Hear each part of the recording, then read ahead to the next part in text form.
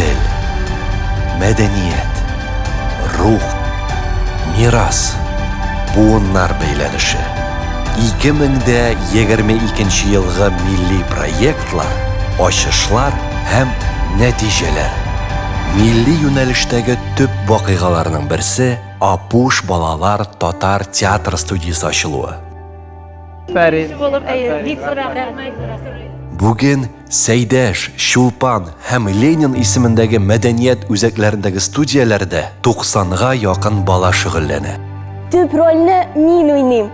Бу минем хыялым иде. Узган елда Апуш студиясе 3 спектакль чыгарды һәм театральные Поволжье фестиваленең республика этабында җиңү яулады.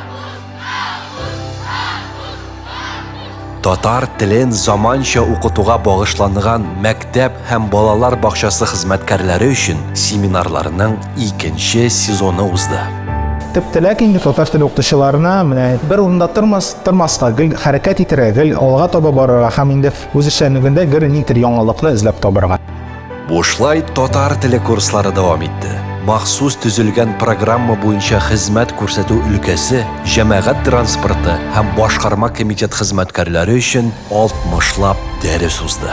20 анимацион видео аша татар телен җайлы һәм кызыклы итеп өйрәнү мөмкинлеге туды. Кыска, тиз истә кала торган видеоларны метрода, шәһәр транспортында һәм социаль челтәрләрдә карап була. Мин чәйне төрекчә эчәргә яратам. Кара яндырып, шикәр белән. Ә мин татарча эчәргә яратам. Сөтләп, мәтрүшкәләпме?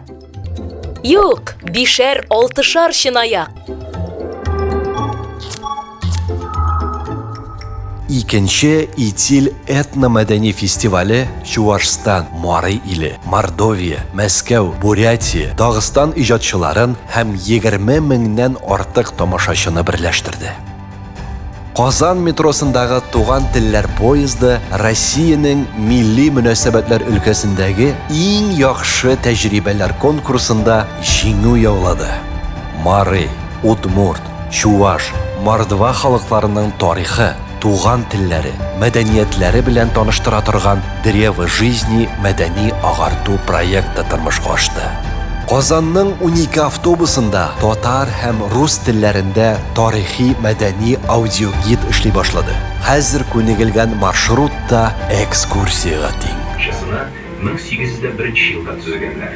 20 гасыр башында Казан тавышлары, Голоса Казани перформансы башкалабызның езек кашы булырдай чарага үрелде.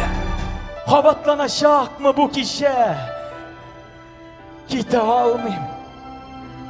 Шуны белмичә. Меңләгән тамашачы шигъри сүз, җанлы музыка һәм гаҗәеп видео мэппинг шаһитләре булды. Казан паркларында татар телендә хәрәкәттә бәрәкәт проекты дәвам итте. Мастер-классларны профессиональ тренерлар һәм хореографлар алып барды. 2022 елдан хәрәкәттә бәрәкәт проекты мәктәпләрдә дә уздырылды. Аңа сөйлә дип аталган нәфис сүз дәресләре дә өстәлде. 40 мәктәп һәм 20 балалар бакчасында барлыгы 42 белгеч осталыгы белән уртаклашты.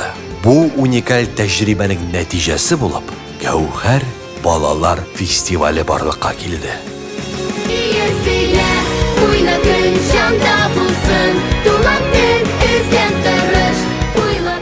Бу әле тарихның башы гына. Без шуңа чын күңелдән ышанабыз.